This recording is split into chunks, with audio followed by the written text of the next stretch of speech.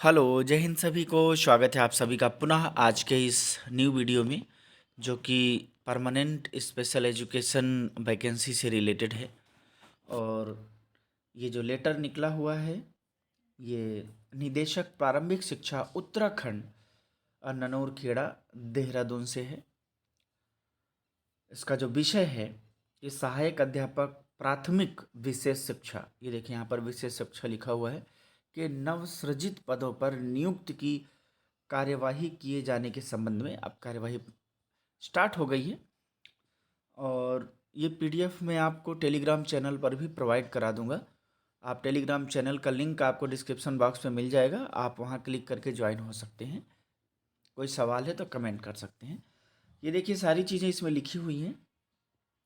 सबसे बड़ी बात ये है कि ये लेटर सब ऐसे नहीं निकले हैं, इन्होंने साफ साफ लिखा भी है कि ये रजनीश कुमार पांडे व अन्य बनाम यूनियन ऑफ इंडिया के जो आदेश पारित हुआ था सुप्रीम कोर्ट से 28/10/2021 को, और यही 28/10/2021 जो स्पेशल एजुकेटर डे के रूप में मनाया जाता है, ये सब सुप्रीम कोर्ट के अनुपालन में ये कर रहे हैं। अदरवाइज ये आज तक भी नहीं जगते, लेकिन जगे, इसके लिए इनका बहुत बहुत धन्यवाद। क्योंकि अब स्पेशल बच्चे भी शिक्षित हो पाएंगे स्पेशल एजुकेटर के माध्यम से। ये अच्छा निर्णय है। पहले इन्होंने 3246 पदों में से विशेष शिक्षकों की नियुक्ति हेतु 380 पदों को पुनर्जीवित करते हुए नियुक्ति की कार्यवाही किए जाने की अनुमति प्रदान की गई है। इन्होंने इतने डिसाइड किए थे। पहले भी कई बार लेटर निकल चुके हैं, वो भी इसमें इंक्लूडेड हैं। हम उनके बारे में भी जानेंगे। 380 पद काफ़ी हैं। चलिए देखते हैं। ये देखिए अलग अलग जनपद का नाम है और उसके आगे लिखा हुआ है कि कितनी वहाँ पर स्पेशल एजुकेटर की वैकेंसीज हैं, जिसमें ये सारे जनपद जो हैं उत्तराखंड के ही हैं। जनपद का नाम है और जनपद हेतु सहायक अध्यापक प्राथमिक विशेष शिक्षा हेतु निर्धारित पदों की संख्या है। तो पौड़ी एक वहाँ पर जिला है, जो कि 60 वहाँ पर नियुक्ति होंगी, वहाँ पदों की संख्या होगी। इसके अलावा चमोली यहाँ पर 36 हैं। रुद्रप्रयाग यहाँ पर 12 यानी कि 12। टिहरी ये 36 यानी कि 36। उत्तरकाशी ये सारे ज़िले हैं उत्तराखंड के, और यहाँ पर 24 निर्धारित पदों की संख्या है। इसके अलावा देहरादून में है, जो कि 24 है वैकेंसी। इसके पास हरिद्वार है, जो कि 24 है। नैनीताल 32 एंड अल्मोड़ा 44। बागेश्वर 12 यानी कि 12। चंपावत 16 यानी कि 16। पिथौरागढ़ ये भी एक डिस्ट्रिक्ट होगा वहाँ पे, 32 यहाँ पर हैं 32। उधम सिंह नगर यहाँ पर 28 है। कुल मिलाकर के 380 पदों की स्वीकृति हुई है, जो कि इन जिलों पर होनी है वैकेंसी। ये एक बहुत अच्छा निर्णय है।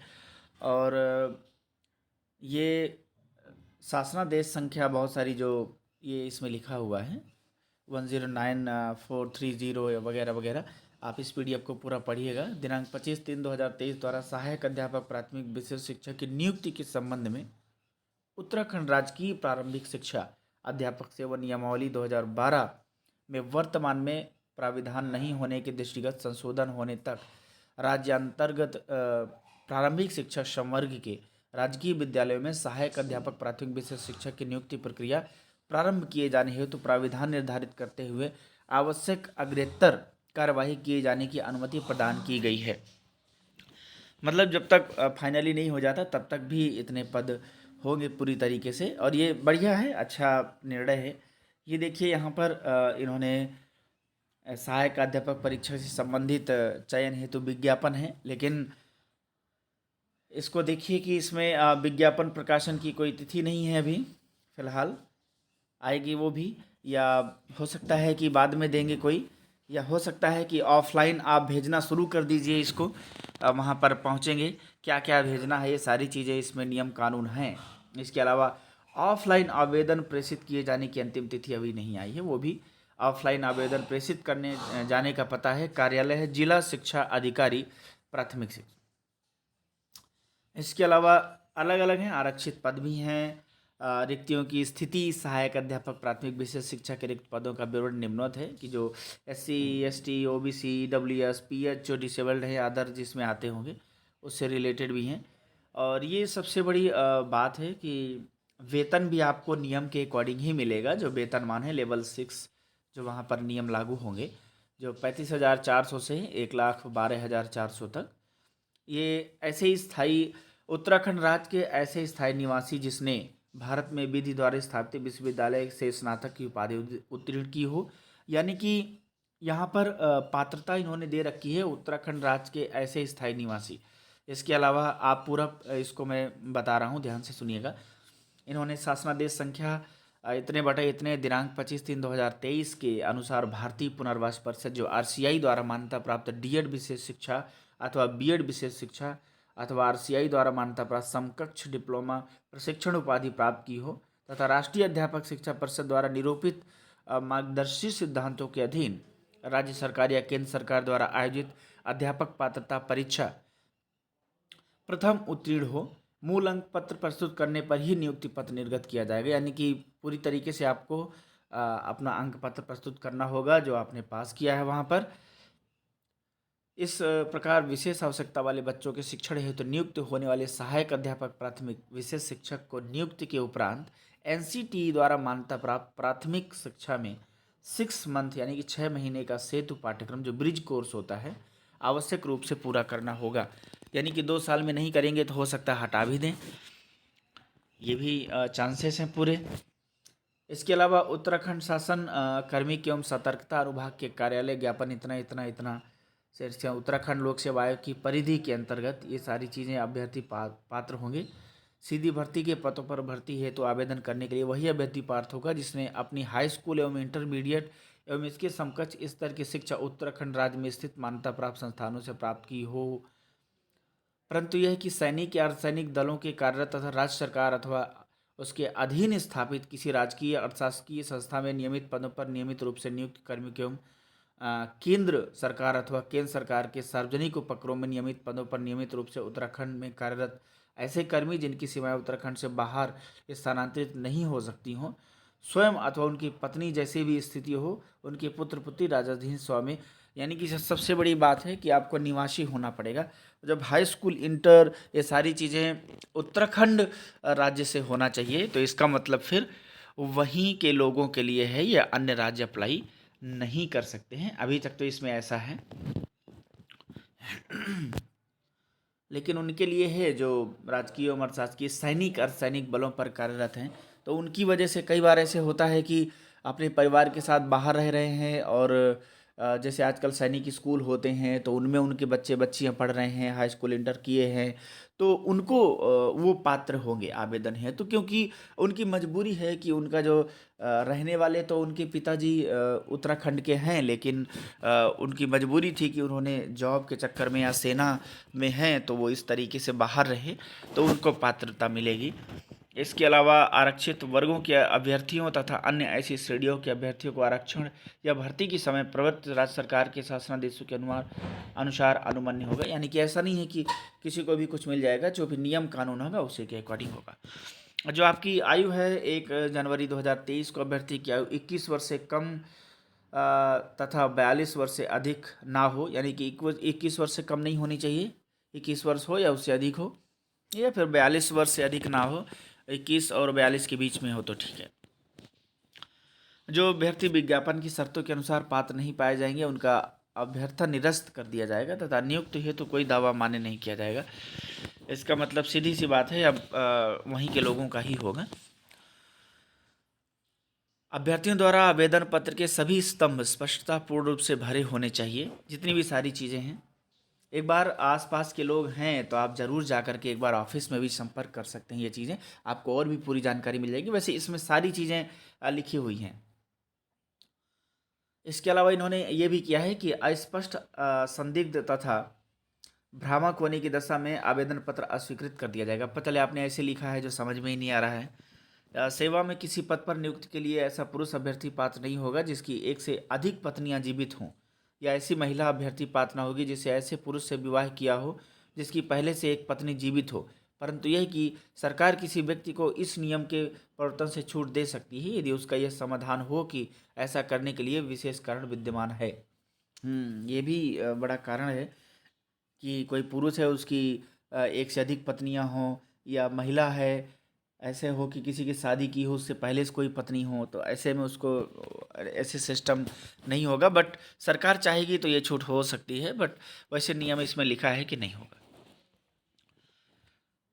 आवेदन अभ्यर्थी निर्धारित प्रारूप पर आवेदन करेंगे। आवेदन पत्र के साथ अपने वांछित जो जरूरी शैक्षिक प्रमाण पत्रों की सुस्पष्ट पठनीय व स्वप्रमाणित छाया प्रति के साथ, मतलब जो भी जरूरी हैं, जो फोटोकॉपीज़ हैं, छाया प्रतियों के साथ आवेदन पत्र में शैक्षिक एवं प्रशिक्षण योग्यता, जो एक्सपीरियंस वगैरह है, विवरण में लिखित एवं प्रयोगात्मक विषय के प्राप्तांक तथा पूर्णांक पृथक पृथक स्पष्ट रूप में अंकित करें। स्वयं का पता लिखा लिफाफा 30 रुपये के डाक टिकट सहित संलग्न कर प्रेषित करेंगे।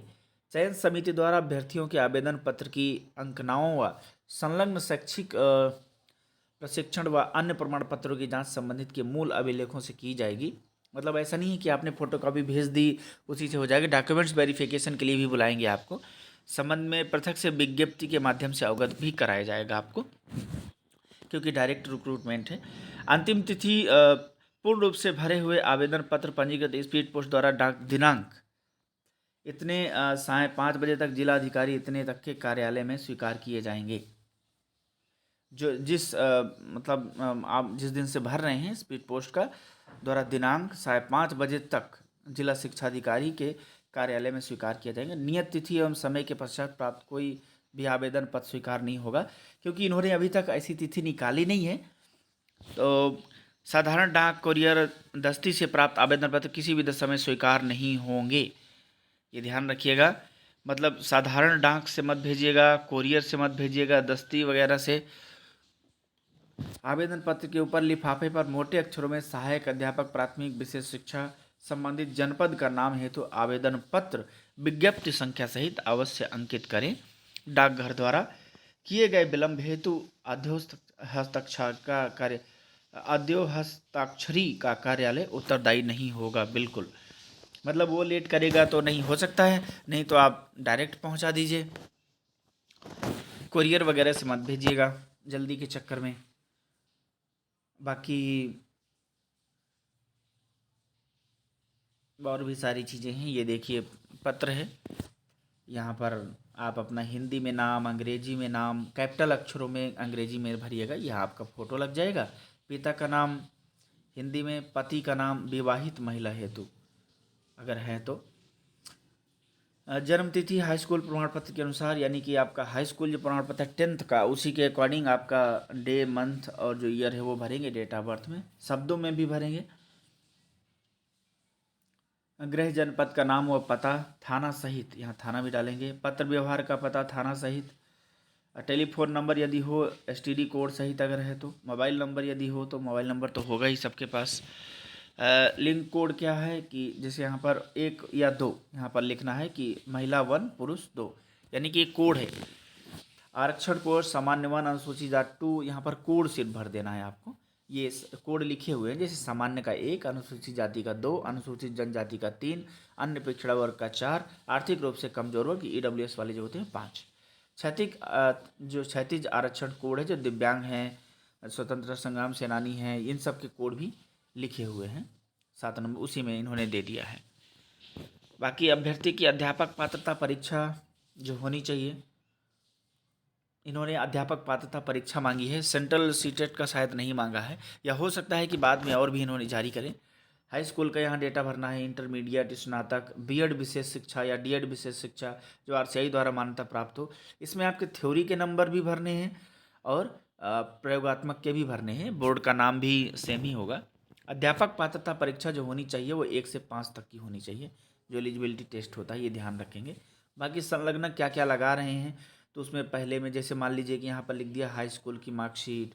अगर आपके दोनों हैं तो हाई स्कूल का certificate, intermediate, graduation, DEd special education चाहिए मार्कशीट, एंड यहाँ पर डिग्री जो भी हो आप ऐसा भर सकते हैं। और अगर 7वीं के बाद आपका 8वां भी है तो यहाँ पर 8 नंबर डाल के लिख दीजिए, 9 भी डाल के लिख दीजिए, कोई दिक्कत नहीं। अब ये जो आपने भरा है वो सब ठीक ठाक होनी चाहिए। और यहाँ पर पठनीय हस्ताक्षर हो, मतलब जो आप करें वो पठन में हो, नाम आपका पता हो जाना चाहिए, ये सारी चीज़ें हैं। बाकी ये सब नियम कानून हैं जो पहले कभी हुए हैं। 25 मार्च 2023 को जो सारी चीज़ें जारी हुई हैं कि 380 पदों के सभी भर्ती द्वारा क्या होगा, कैसे होगा, जिस तरीके से ये सारी चीज़ें हैं, और कैसे आपका जो परसेंटेज हाई स्कूल का अंकों का प्रतिशत होगा गुणे 0.75/10, ये सारी चीज़ें इसमें लिखी। इंटरमीडिएट का भी वैसे ही होगा, इंटरमीडिएट भी 1.5 होगा, एंड अंकों का प्रतिशत जो स्नातक का है वो 10 होगा। 2.25 अंकों का प्रतिशत इंटू 2.25, ये सारी चीज़ें इसमें लिखी हुई हैं, आप देख सकते हैं। ये देखिए, बड़ा बड़ा करके भी देख लीजिए, सारी चीज़ें इसमें हैं, लिखी हुई हैं एक एक करके। CWSN जो बच्चे हैं उनकी कैसे तैनाती की जाएगी उनके लिए। बाकी सैलरी आपको वही रूल के अकॉर्डिंग मिलेगी, कोई दिक्कत नहीं है। ये आपका पूरा दस्तावेज है। हो सकता है कि बाद में डेट वगैरह निकालें, और अगर आप में हैं आसपास तो आप पता भी कर सकते हैं कि सर कब से अप्लाई करना है, क्योंकि इसमें डेट प्रारंभिक नहीं दी हुई है। ये देखिए, आपको जैसा कि मैंने बताया भी था, ये देखिए विज्ञापन प्रकाशन की तिथि और अंतिम तिथि नहीं दी हुई है। तो हो सकता है एक बार आप पता भी कर लें, हो सकता है डेट वगैरह बाद में पूरा निकालें। हो सकता है कि इस तरीके से निकालें कि जो SC ST OBC कैसे क्या है। ओके, ये पूरा था। आई होप एक बार आप देखें। कोई कम आपके कोई सवाल हो तो आप कमेंट में करें, मैं पूरी कोशिश करूंगा कि जितनी मेरे पास जानकारी है इससे संबंधित मैं आपको जवाब दूं। या फिर आप अगर पास में हैं, लेकिन ये नियम है कि उत्तराखंड वाले लोग ही अप्लाई कर पाएंगे। Okay, thank you so much. मिलते हैं नेक्स्ट वीडियो में, तब तक के लिए जय हिंद, वंदे मातरम।